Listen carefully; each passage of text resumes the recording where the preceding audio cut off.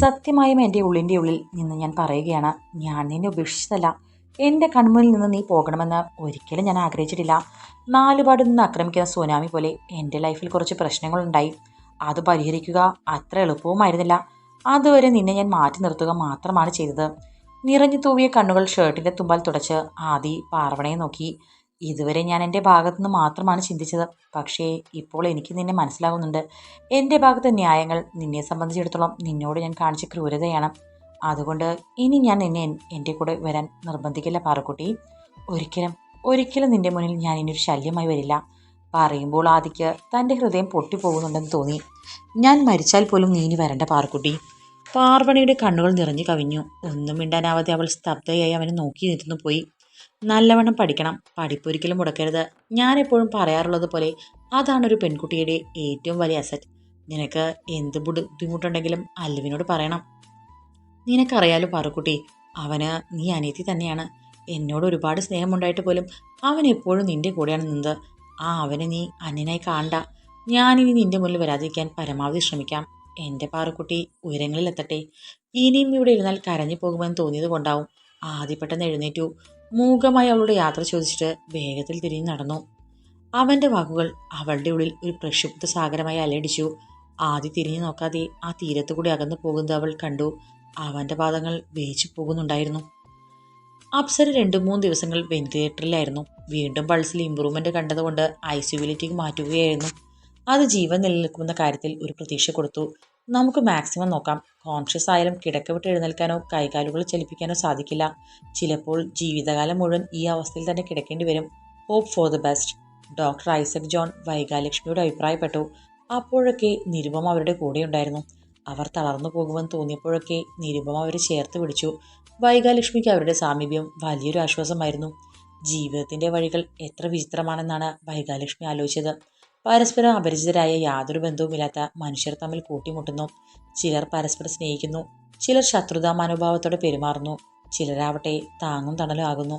വൈകാലക്ഷ്മിയെ സാന്ത്വനിപ്പിക്കാൻ ശ്രമിക്കുന്നുണ്ടെങ്കിലും പല കാര്യങ്ങളോർത്തും നിരുപമയുടെ ഉള്ളിൽ തീയായിരുന്നു. നിരഞ്ജൻ അടിക നിരുപമയെ കാണണമെന്ന് ആവശ്യപ്പെട്ടതായി വൈക അവരോട് പറഞ്ഞിരുന്നു. അയാൾ എന്തിനാണ് അത് ആഗ്രഹിക്കുന്നതെന്നും നിരുപമയ്ക്ക് മനസ്സിലായിരുന്നു.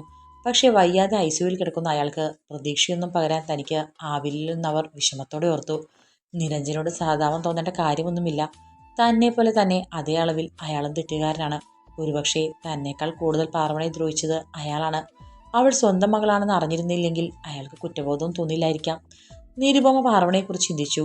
അവൾ അങ്ങനെയൊക്കെ സംസാരിച്ചപ്പോൾ അവളോട് ദേഷ്യം തോന്നിയെന്നുള്ള സത്യം കഥകളിലൂടെ കേട്ടറിഞ്ഞ പാർവണ ഒരു പാവമായിരുന്നു. ഒരുപക്ഷെ അവളുടെ അനുഭവങ്ങൾ അവളെ മാറ്റിയതാകാം. മുറിവേൽക്കും തോറുമാണ് മനുഷ്യൻ സ്വയം തനിക്ക് വില നൽകാൻ തുടങ്ങുന്നതെന്ന് കേട്ടിട്ടുണ്ട്. താൻ ആ പെൺകുട്ടിയുടെ ക്യാരക്ടറിനെ അണ്ടർഎസ്റ്റിമേറ്റ് ചെയ്തു. എല്ലാ കെട്ടുപാടുകളെക്കാളും പ്രധാനമായി തൻ്റെ സെൽഫ് റെസ്പെക്റ്റാണ് പ്രധാനം എന്നൊരു സ്ത്രീ തീരുമാനിച്ചാൽ പിന്നീട് അവരെ ആ പഴയ നിലയിലേക്ക് തിരിച്ചു കൊണ്ടുവരിക വളരെ ബുദ്ധിമുട്ടാണ്. കാരണം പിന്നെ അങ്ങോട്ട് ജീവിതത്തെക്കുറിച്ച് അവർക്ക് പുതിയ പുതിയ കാഴ്ചപ്പാടുകളായിരിക്കും. ഒരു പുതിയ ധൈര്യം വരെ ആവശ്യിച്ചിരിക്കും. മറ്റുള്ളവർ തന്നെ പരിഗണിക്കുന്നുണ്ടോ ഇല്ലയോ എന്ന ചിന്ത പോലും അവർക്കുണ്ടാവില്ല. ഒന്നിനു വേണ്ടിയും ആരുടെയും കാല് പിടിക്കേണ്ടതില്ല എന്നൊരു ജീവിതാവസ്ഥയിൽ എത്തിച്ചേർന്നവരെ തിരിച്ചു നടത്താൻ ബുദ്ധിമുട്ടാണ്. മനസ്സിൻ്റെ ഒരു പകുതി കൊണ്ട് ദേഷ്യം തോന്നിയെങ്കിലും മറുപകുതിയിൽ പാർവണയുടെ ബഹുമാനമായിരുന്നു നിരുപമയ്ക്ക്. ഒപ്പം ആദിക്ക് അവൾ എന്നേക്കുമായി നഷ്ടപ്പെട്ടത് താൻ കാരണമാണല്ലോ എന്ന അഗാധമായൊരു വേദനയും അവരെ ചുഴന്നു നിന്നു. ഏതു വിധേനയും അവരെ ഒന്നിപ്പിക്കാൻ കഴിയുന്നതെല്ലാം ചെയ്യണമെന്നും അവർ ആഗ്രഹിച്ചു. നിരുപമ നിരഞ്ജൻ്റെ അടുത്തേക്ക് കടന്നു ചെല്ലുമ്പോൾ അയാൾ പ്രതീക്ഷയോടെ നോക്കി. എന്തായി നിരുപമ? ഞാൻ എത്ര ചോദിച്ചിട്ടും വൈക പ്രത്യേകിച്ചൊന്നും പറഞ്ഞില്ല. നിരുപമ എൻ്റെ മോളെ കാണാൻ പോയില്ലേ? അവളെ കാര്യങ്ങളെല്ലാം പറഞ്ഞ് മനസ്സിലാക്കിയില്ലേ? അയാൾ അടക്കാനാവാത്ത ഉത്കണ്ഠയോട് ചോദിച്ചു. ഞാൻ പോയിരുന്നു നിരഞ്ജൻ, വിവരങ്ങളെല്ലാം പറഞ്ഞു. പക്ഷേ പാർവണ ഇനി ആദിയുടെ ലൈഫിലേക്ക് തിരിച്ചു വരാൻ തയ്യാറല്ല എന്നാണ് പറഞ്ഞത്. അങ്ങനെ ചെല്ലുന്നത് അവളുടെ ആത്മാഭിമാനത്തെ ബാധിക്കുമത്രേ. അവൾ ഇനി ആദിയുടെ കൂടെ ജീവിക്കാൻ ആഗ്രഹിക്കുന്നില്ല. നമ്മളിനി എന്ത് ചെയ്തിട്ട് കാര്യമുണ്ടെന്ന് തോന്നുന്നില്ല നിരഞ്ജൻ. നമ്മൾ രണ്ടുപേരും കൂടി ആ പാവം കുട്ടി ആദിശേഷിൻ്റെ ജീവിതം തകർത്തു. പാർവണ തിരിച്ചു വരാൻ തയ്യാറല്ലെന്ന രീതിയിൽ ശാഠ്യം പിടിക്കുകയാണ്. പക്ഷെ ഒന്നും ആദിയുടെ തെറ്റല്ല എന്ന് നിരുപമ പറഞ്ഞില്ലേ? കഥകളൊക്കെ അറിഞ്ഞപ്പോൾ പാർവണ മോൾക്ക് അത് മനസ്സിലാക്കേണ്ടതാണല്ലോ. നിരഞ്ജന്റെ മിഴികൾ രക്തശൂന്യമായിരുന്നു. നിരുപമയിൽ നിന്ന് കേട്ട വാർത്ത അയാളുടെ പ്രതീക്ഷകളെ തച്ചുടച്ചിരുന്നു. ഉപേക്ഷിക്കാൻ അവളെ ആയിരുന്നല്ലോ എളുപ്പം എന്നാണ് അവൾ ചോദിക്കുന്നത്. ആദിയുടെ പ്രശ്നങ്ങളൊക്കെ താൻ മനസ്സിലാക്കുന്നു. പക്ഷെ എന്തിൻ്റെ പേരിലാണെങ്കിലും തന്നെ ഒരു വാക്കുപോലും പറയാൻ സമ്മതിക്കാതെ വലിച്ചെറിഞ്ഞ ഭർത്താവിൻ്റെ കൂടെ അവൾക്കിനി ജീവിക്കാൻ താല്പര്യമില്ലെന്ന്. ഞാൻ എന്ത് ചെയ്യും നിരഞ്ജൻ? ആദിയുടെ കാര്യം ഓർക്കുമ്പോഴാ കുറ്റബോധം കൊണ്ട് എനിക്കൊന്ന് ഉറങ്ങാൻ പോലും സാധിക്കുന്നില്ല. കണ്ണീർ വന്ന് മൂടിയപ്പോൾ നിരുപമ പെട്ടെന്ന് തൻ്റെ കൈകൾ കൊണ്ട് മുഖം കുത്തി. ഞാൻ ഞാൻ അവളെ പോയി കാണാം നിരുപമ. എൻ്റെ മോളുടെ മുന്നിൽ പോയി നിൽക്കാനുള്ള ശക്തി എനിക്കില്ല. എങ്ങനെയെങ്കിലും ആദ്യമായി അയാളെ കൂട്ടി യോജിപ്പിക്കുന്ന ശേഷം ആ മുന്നിൽ ചെന്ന് മാപ്പിനായി അപേക്ഷിക്കണമെന്നാണ് കരുതിയത്. പക്ഷേ അത് സാധ്യമല്ല എന്ന് തോന്നുന്നു. ഞാൻ അവളെ പോയി കാണാം, കാല് പിടിക്കാം. ഞാൻ അവളോട് ചെയ്ത ക്രൂരതകളെല്ലാം അവൾ അറിയട്ടെ. എന്നാലെങ്കിലും അവൾ ആദ്യോട് പൊറുക്കുമെങ്കിൽ. വെറുതെയാണ് നിരഞ്ജൻ. ആ പെൺകുട്ടി നല്ല ഉറപ്പുള്ളവളാണ്. അല്ലെങ്കിൽ അനുഭവങ്ങൾ അവളെ അങ്ങനെയാക്കി. അവൾ നിങ്ങളുടെ നേരെ നോക്കാൻ പോലും തയ്യാറാകില്ല എന്നാണ് എനിക്ക് തോന്നുന്നത്. നിങ്ങൾക്ക് വേണ്ടി അവൾ ആദ്യോട് ക്ഷമിക്കുകയുമില്ല. ഞാൻ മനസ്സിലാക്കിയിടത്തോളം പാർവണയ്ക്ക് ആദിശേഷനെ വെറുക്കാൻ സാധിക്കില്ല. മാത്രമല്ല അവൾ ഇത്രയേറെ ബഹുമാനിക്കുന്ന വേറൊരു പുരുഷനുമില്ല. പക്ഷേ അവൻ അവളോട് ചെയ്ത ഒരേ ഒരു തെറ്റ് അവളെ സംബന്ധിച്ചിടത്തോളം മറക്കാനോ പൊറുക്കാനോ സാധിക്കാത്തതാണ്. ആദ്യ ഒരു സെക്കൻഡ് ചാൻസ് അറിയിക്കുന്നു എന്ന് എപ്പോഴെങ്കിലും അവൾക്ക് തോന്നിയാൽ മാത്രമേ അവൾ അവൻ്റെ ജീവിതത്തിലേക്ക് തിരിച്ചു വരൂ. പക്ഷേ അങ്ങനെ സംഭവിക്കുമെന്ന് അവൾക്ക് പോലും ഉറപ്പില്ല. അതവൾ എന്നോട് തുറന്നു പറയുകയും ചെയ്തു. എന്തായാലും എനിക്ക് എൻ്റെ മോളെ ഒന്ന് കാണണം നിരുപമ. അവൾ എന്നെ എന്ത് വേണമെങ്കിലും പറഞ്ഞോട്ടെ, ആട്ടി അകറ്റിക്കോട്ടെ. പക്ഷേ എനിക്കൊന്ന് കാണണം എൻ്റെ കുഞ്ഞിനെ. നിരഞ്ജൻ്റെ ശബ്ദം നേർത്തില്ലാതായി. 2 ദിവസമായി ആദിക്ക് കടുത്ത പനിയായിരുന്നു. ഓഫീസിൽ പോകാനാവാതെ അവൻ തൻ്റെ ബെഡിൽ തണുത്തു വിറച്ചു കിടന്നു. അസുഖത്തിൻ്റെ ആധിക്യം മൂലമാകും അവന് കടുത്ത ശരീരവേദന അനുഭവപ്പെട്ടിരുന്നു. മനസ്സിൻ്റെ ബുദ്ധിമുട്ട് കാരണം അവൻ ഭക്ഷണം കഴിക്കാനോ എന്തിനോ വെള്ളം കുടിക്കാനോ കൂട്ടാക്കിയില്ല. ഷിക തൻ്റെ പഠനവുമായി ബന്ധപ്പെട്ട് 2 ദിവസത്തെ ഒരു ക്യാമ്പിന് പോയിരുന്നു. ആലനാണെങ്കിൽ ഹോസ്പിറ്റൽ ബിസിയുമായിരുന്നു. ഇടയ്ക്ക് അവൻ ആദ്യം വിളിച്ചെങ്കിലും ഫോൺ എടുത്തില്ല. ആദ്യം ഓഫീസ് കാര്യവുമായി എന്തെങ്കിലും തിരക്കിലായിരിക്കുമെന്ന് അലൻ വിചാരിച്ചു. ഇടയ്ക്ക് അവന് ഫോണിൽ കിട്ടാതെ ആകാറുള്ളത് കൊണ്ട് അലന് കുഴപ്പമൊന്നും തോന്നിയതുമില്ല. ഗോവിന്ദരാജവർമ്മ ബിസിനസ് ആവശ്യത്തിനായി തിരുവനന്തപുരത്ത് പോയിരുന്നു. ഇന്ദിരയാണെങ്കിൽ ആദ്യം തിരിഞ്ഞു പോലും നോക്കിയില്ല. അല്ലെങ്കിലും അന്നത്തെ സംഭാഷണത്തിന് ശേഷം അവർ അവന് മുഖം കൊടുക്കുന്നില്ലായിരുന്നു. അവസാനം വീട്ടിലെ സെർവൻ്റായ അമ്മിണിയമ്മയാണ് ആദിക്ക് വയ്യെന്ന് ഷികയെ ഫോൺ വിളിച്ച് പറഞ്ഞത്. തിരിച്ചെത്തിയ ഷിക കണ്ടത് ചുട്ടുപൊള്ളുന്ന പനിയുമായി തിരിഞ്ഞു മറിഞ്ഞും അസ്വസ്ഥതയോടെ കിടക്കുന്ന ആദിയാണ്. അവൾ പേടിച്ചുപോയി. അയ്യോ ഏട്ടാ, ഇതെന്താ പറ്റിയത്? വാ, നമുക്ക് ഹോസ്പിറ്റലിൽ പോകാം. ഏട്ടന് എഴുന്നേൽക്കാൻ പറ്റില്ലേ? പതിയെ എഴുന്നേറ്റേ, ഞാൻ പിടിക്കാം. തീരെ വയ്യെങ്കിൽ രാമേട്ടനെ വിളിക്കാം. പറമ്പിൽ പണിക്കാരുമുണ്ട്. ആദി തളർന്ന കണ്ണുകൾ ഉയർത്തി അവളെ നോക്കി. ഓ, ഇതിപ്പോൾ മാറും പൊന്നു. ഇത് വെറും ഒരു പനിയല്ലേ. 2 ദിവസം ഒന്ന് റെസ്റ്റ് എടുത്താൽ ശരിയാകാനുള്ളതേ ഉള്ളൂ. വെറും ഒരു പനിയോ? ദേഹമാകെ ചുട്ടുപൊള്ളുന്നുണ്ട്. ഏട്ടൻ എന്തിനാ ഇതിങ്ങനെ വെച്ചുകൊണ്ടിരിക്കുന്നത്? എന്നെ ഒന്ന് വിളിക്കാൻ വയ്യായിരുന്നോ? ഞാൻ വിളിച്ചിന് ഫോൺ എടുത്തില്ലല്ലോ. വന്നേ, ഹോസ്പിറ്റലിൽ പോവാം. ഷീകയുടെ കണ്ണുകൾ നിറഞ്ഞു തുളുമ്പി. ഇല്ല പൊന്നു, ഞാൻ കുറച്ചു നേരം റെസ്റ്റ് എടുക്കട്ടെ. മോള് കോളേജിൽ പോയിക്കോളൂ. ഞാൻ കോളേജിൽ പോകാനോ? ഏട്ടൻ എഴുന്നേൽക്കുന്നുണ്ടോ? ഡ്രൈവറോട് കാർ ഇറക്കാൻ പറയട്ടെ. ഇല്ല പൊന്നു, പ്ലീസ്. ഏട്ടൻ കുറച്ചു നേരം തനിച്ചിരിക്കട്ടെ. മോള് പോയിക്കോ. ആദ്യം പറഞ്ഞത് തന്നെ ആവർത്തിച്ചു. ഷികയ്ക്ക് ഒരുപോലെ ദേഷ്യവും സങ്കടം വന്നു. അവൾ കരഞ്ഞുകൊണ്ട് അലനെ വിളിച്ചു ചുരുക്കത്തിൽ കാര്യം പറഞ്ഞു. തുടങ്ങിയിട്ട് 2-3 ദിവസമായി എന്നാ അല്ലുവേട്ടാ തോന്നുന്നത്. ക്യാമ്പിന് പോകുന്നില്ലെന്ന് ഞാൻ പറഞ്ഞതാ. എനിക്കെന്തോ ഏട്ടൻ്റെ ഈ അവസ്ഥയിൽ തനിച്ചേക്ക് പോകാൻ പേടിയായിരുന്നു. എന്നിട്ട് എനിക്കൊരു കുഴപ്പമില്ല പൊന്നു, പഠനയാത്രയല്ലേ, മുടക്കണ്ട എന്ന് പറഞ്ഞിട്ട് എന്നെ നിർബന്ധിച്ച് അയച്ചതാ. ഞാൻ വന്നപ്പോൾ പൊള്ളുന്ന പനി. അമ്മണിയമ്മ വിളിച്ചു പറഞ്ഞില്ലായിരുന്നെങ്കിൽ എന്താകുമായിരുന്നു? എത്ര കെഞ്ചിയിട്ടും ഹോസ്പിറ്റലിൽ വരാൻ കൂട്ടാക്കുന്നില്ല. അല്ലുവേട്ടനൊന്ന് വേഗം വരുമോ? ഷിക കരയുകയായിരുന്നു. താൻ ഉടനെ എത്താമെന്ന് പറഞ്ഞ് അലൻ ഫോൺ വെച്ചു. അവനും പരിഭ്രമിച്ചു പോയിരുന്നു. അത്യാവശ്യം ഫസ്റ്റ് എയ്ഡൊക്കെ ഷിക ചെയ്യാൻ തുടങ്ങി. അവൾ ആദിയുടെ നെറ്റിയിൽ തുണി നനച്ചിടുകയും തുണി മുക്കി നനച്ച് കാൽപാദങ്ങൾ തുടക്കുകയും ചെയ്തു.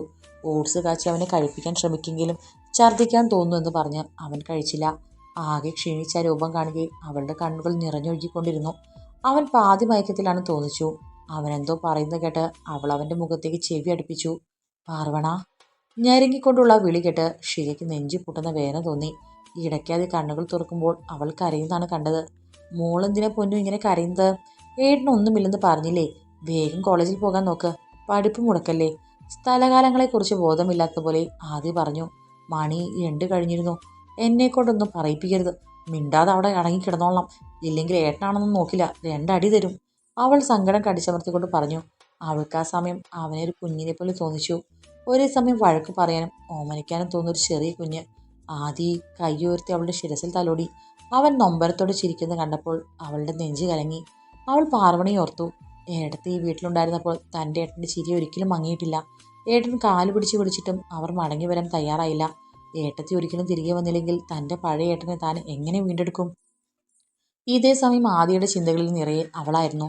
തനിക്കൊരു ചെറിയ അസുഖം വന്നാൽ പോലും തൻ്റെ അരികിൽ നിന്ന് മാറാതെ ശുശ്രൂഷിക്കുന്ന പെണ്ണ്. അവളില്ലാത്ത ശൂന്യത അവനെ സംബന്ധിച്ചിടത്തോളം ഭയാനകമായിരുന്നു. ഇനി ഒരിക്കലും വരണ്ട എന്ന് പറഞ്ഞെങ്കിലും ഒന്ന് കാണാൻ, ആ കൈകളാൽ ഒരു തലോടലേൽക്കാൻ അവൻ്റെ ആത്മാവ് ദാഹിച്ചു കൊണ്ടിരുന്നു. ഒന്ന് കാണാൻ വരുമോ പാറുക്കുട്ടി? ഒന്നും വേണ്ട, വെറുതെ ഒന്ന് അടുത്തിരുന്നാൽ മതി. അവൻ നിശബ്ദം യാചിച്ചു. ആദിയുടെ കണ്ണുകൾ അടഞ്ഞുപോയി. അധികം വൈകാതെ അലൻ പാഞ്ഞെത്തി. പരിശോധന കഴിഞ്ഞിട്ട് അവൻ ആദ്യക്ക് ഒരു ഇഞ്ചക്ഷൻ കൊടുത്തു. കുറച്ചു നേരത്തെ മയക്കത്തിന് ശേഷം അവനുണർന്നപ്പോൾ അലൻ ഷികയോട് കുറച്ച് കഞ്ഞി എടുക്കാൻ പറഞ്ഞു. ഭക്ഷണത്തിന് മുമ്പ് കഴിക്കേണ്ട മരുന്നുകൾ കൊടുത്തു. ഷിക കഞ്ഞി കൊണ്ടുവന്നതും അലനത് വാങ്ങിച്ചു. ഞാൻ കൊടുക്കാൻ പൊന്നു. ആദ്യത്തെ സ്പൂൺ നീട്ടിയപ്പോഴേക്കും ആദ്യ മുഖം തിരിച്ചു. എനിക്ക് വേണ്ടല്ലോ, വായൊക്കെ കഴിക്കുന്നു, ചിലപ്പോൾ വൊമിറ്റ് ചെയ്യും. മര്യാദയ്ക്ക് വാ തുറക്കാതി, ഇല്ലെങ്കിൽ വയ്യാന്നൊന്നും ഞാൻ നോക്കില്ല, കുത്തി കയറ്റും. വൊമിറ്റ് ചെയ്തോട്ടെ, പ്രശ്നമില്ല. കഴിക്കാതിരിക്കുന്നതാണ് പ്രശ്നം. തൻ്റെ കണ്ണ് നിറഞ്ഞത് അവൻ കാണാതിരിക്കാൻ മുഖം തിരിച്ചുകൊണ്ട് അലൻ പറഞ്ഞു. ആദ്യ വീണ്ടും നിഷേധാർത്ഥത്തിൽ തലയാട്ടി. എന്നാൽ പിന്നെ ഞാൻ ആ കൊച്ചിനെ വിളിച്ചു പറയാം നിനക്ക് വയ്യെന്ന്. എന്നിട്ട് ഇവിടെ വന്നിരിക്കാൻ പറയാം. എന്താ വേണോ? നിനക്ക് വയ്യെന്ന് കേട്ടാൽ അവൾ വന്നാലോ? അങ്ങനെ വരുത്തിയിട്ട് എന്തിനാ അല്ലു, വെറുതെ അവളെ വേദനിപ്പിക്കുക എന്നല്ലാതെ. എനിക്ക് വയ്യെന്ന് കേട്ടാൽ അവൾ വരും, അതെനിക്ക് ഉറപ്പാണ്. പക്ഷേ അതല്ല എനിക്ക് വേണ്ടത്. അവളെ എനിക്കെൻ്റെ പഴയ പാറുകുട്ടിയെ തിരിച്ചു വേണം. അല്ലാതെ ഭീഷണിപ്പെടുത്തിയും നിസ്സഹായതയിലാക്കിയും ഒരു പെണ്ണിൻ്റെ ഹൃദയം തകർത്തിട്ട് എന്ത് കാര്യം? ആദിയുടെ കണ്ണുകൾ നിറഞ്ഞത് കണ്ട് ഷിക സങ്കടം സഹിക്കാനാവാതെ പുറത്തേക്ക് ഇറങ്ങി. കുറച്ചു നേരം കഴിഞ്ഞാണ് അവൾ തെളിച്ചു വന്നത്. അവളുടെ കണ്ണുകൾ വീർത്തിരുന്നു. നീ കാര്യങ്ങൾ കുറച്ച് പക്വതയോടെ എടുക്കണം ആദി. ഇങ്ങനെ വിഷമിക്കല്ലേ. നീ വേദനിപ്പിക്കുമ്പോൾ ഞങ്ങളും കൂടിയാണ് കരയുമ്പോൾ. ദയവ് ചെയ്ത് വാ തുറക്ക്. ആദി പതി അലൻ നീട്ടിയ സ്പൂൺ കഴിച്ചു. കുറച്ച് ബുദ്ധിമുട്ടിയാണെങ്കിലും അലൻ അവനെ കൊണ്ട് കഴിപ്പിച്ചു. മെഡിസിൻ കൊടുത്തു. അസുഖവിവരം അറിയിക്കാതിരുന്നതിന് അലനും അവനെ വഴക്ക് പറഞ്ഞെങ്കിലും ആദ്യം അതൊന്നും കേട്ടതായി ബാധിച്ചില്ല. അവനെന്തൊക്കെയോ ചിന്തകളിലായിരുന്നു. അവൻ്റെ മനസ്സ് പാർവണയ്ക്ക് ചുറ്റും വലം വയ്ക്കുകയാണെന്ന് അലന് മനസ്സിലായി. അവൻ വേദനയോടെ ആദിയുടെ അരികിലിരുന്നു. മോള് വിഷമിക്കണ്ട, ആദിയുടെ അടുത്ത് ഞാനുണ്ടല്ലോ. ടെൻഷൻ അടിക്കണ്ട, കാര്യമില്ല, ഞാൻ നോക്കിക്കോളാം. സമയത്ത് മരുന്ന് കഴിച്ചിരുന്നെങ്കിൽ പനി ഇപ്പോൾ വിട്ടേനെ. എങ്കിലും ഹോസ്പിറ്റലിൽ കൊണ്ടുപോകേണ്ട ആവശ്യമില്ല, ഇത് കുറഞ്ഞോളും. ആൻറ്റിബയോട്ടിക്സ് ആണ് കൊടുത്തിരിക്കുന്നത്. അലൻ കണ്ണ് നിറച്ചു നിൽക്കുന്ന ഷികയോട് പറഞ്ഞു. അവൾ ചിരിക്കാൻ ശ്രമിച്ചു. അല്ലെങ്കിലും അലനെ കണ്ടപ്പോൾ അവൾക്ക് ആശ്വാസം തോന്നിയിരുന്നു. ഇപ്പോഴെങ്കിലും അമ്മണിയമ്മ വിളിച്ചു പറഞ്ഞിരുന്നില്ലെങ്കിൽ എന്താകുമായിരുന്നു എന്നാണ് ഞാൻ ഓർക്കുന്നത്. ഞങ്ങളുടെ മുത്തശ്ശി എന്ന് പറഞ്ഞൊരു സാധനമുണ്ട് ഇവിടെ. ഏട്ടൻ ഫോൺ എടുക്കാതിരിക്കുന്നത് കൊണ്ട് ഇന്നലെ രാത്രി കൂടെ അവരെ വിളിച്ച് ഞാൻ ഏട്ടൻ്റെ കാര്യം ചോദിച്ചതാ.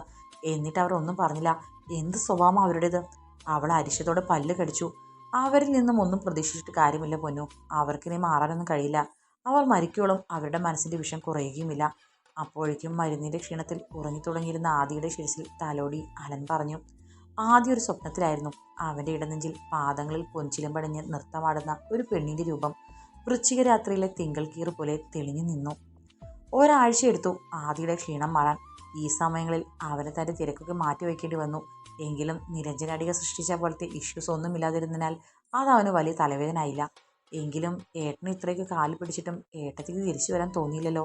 ഇതാണോ ഏട്ടനോടുള്ള ഏട്ടത്തിയുടെ പ്രണയവും സ്നേഹവും? എൻ്റെ ഏട്ടൻ്റെ വിഷമം കണ്ടിട്ട് എനിക്ക് സഹിക്കുന്നില്ല. ഏട്ടത്തിക്ക് യാതൊരു സങ്കടവുമില്ലേ ഏട്ടനിങ്ങനെ വേദനിക്കുന്നതിൽ? ഒരു ദിവസം സന്ധ്യയ്ക്ക് ആദിക്ക് കഞ്ഞിക്കോരി കൊടുത്തുകൊണ്ടിരിക്കുമ്പോൾ ഷിക ചോദിച്ചു. അവളുടെ കണ്ണുകൾ നിറഞ്ഞിരുന്നു. ആദി വിഷാദത്തോടെ ചിരിച്ചു. പാറവണ ഇവിടെ നിന്നിറങ്ങിപ്പോയ ദിവസം നീ ഓർക്കുന്നുണ്ടോ പൊന്നു? ഷിക ഞെട്ടി ആദിയെ നോക്കി. അവൾ അന്നത്തെ പാറവണയുടെ രൂപം ഓർമ്മിച്ചു. ആകെ തളർന്ന് തകർന്നടിഞ്ഞ് വേദന മാത്രം പ്രതിഫലിച്ച മുഖവുമായി സാരി വലിച്ചു വാരി ചുറ്റി കൈയും കഴുത്തും ഒഴിഞ്ഞ് ഒരു ദയനീയ രൂപം. ഷികയുടെ നെഞ്ചിലേക്ക് ഒരു നൊമ്പരപ്പൊട്ടായി ആ ചിത്രം ചേക്കേറി. അവളെന്ന് ഏറ്റവും കൂടുതൽ ആഗ്രഹിച്ചത് എൻ്റെ അനുഭാവത്തോടു കൂടി ഉള്ള ഒരു നോട്ടമായിരിക്കും. പക്ഷേ ആ സമയത്ത് എനിക്ക് ഒന്നിനും കഴിഞ്ഞില്ല. ഞാൻ വളരെ ക്രൂവലായാണ് അവളോട് അന്ന് പെരുമാറിയത്. തന്നെ പ്രാണനെ പോലെ സ്നേഹിക്കുന്ന സ്വന്തം ഭാര്യയോട് ഒരിക്കലും ഒരു പുരുഷൻ കാണിക്കാൻ പാടില്ലാത്ത ക്രൂരതയായിരുന്നത്. സത്യം പറഞ്ഞാൽ അത് ക്രൂരതയാണെന്ന് പോലും തിരിച്ചറിയാൻ വയ്യാത്തൊരവസ്ഥയിലായിരുന്നു ഞാൻ.